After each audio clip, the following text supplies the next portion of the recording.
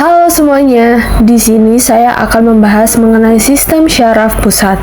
Sebelumnya kita kenalan dulu nih, apa sih sistem syaraf pada manusia?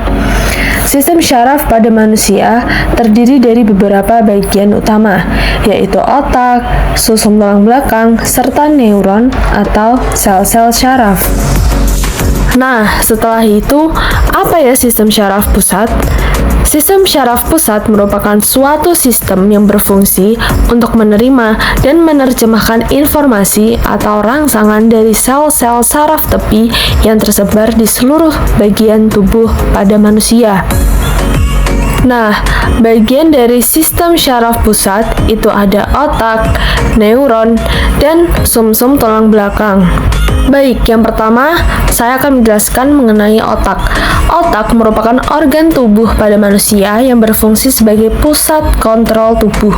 Otak terdiri atas otak besar atau cerebrum, otak kecil atau cerebellum, dan batang otak atau brainstem, serta bagian-bagian kecil lainnya yang dilindungi oleh tulang tengkorak dan selaput otak. Selain itu, terdapat cairan yang mengalir mengelilingi otak dan sumsum tulang belakang.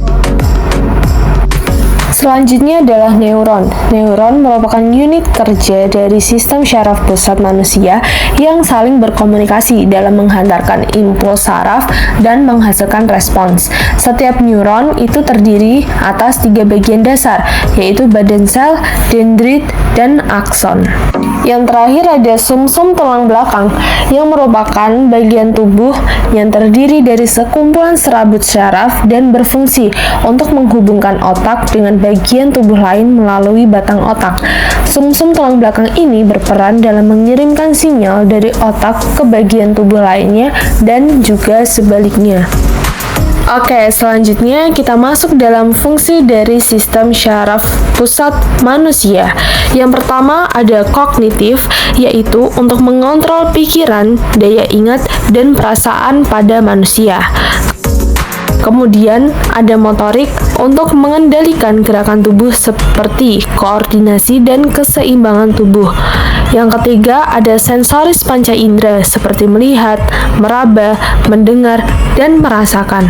Yang keempat ada respon terhadap ancaman seperti rasa stres dan rasa nyeri. Yang kelima ada memengaruhi proses neurobiologis pada tubuh, yaitu seperti tidur, proses penyembuhan, dan penuaan. Dan yang terakhir ada pencernaan, yaitu pada sistem syaraf pusat manusia menjalankan fungsi pencernaan.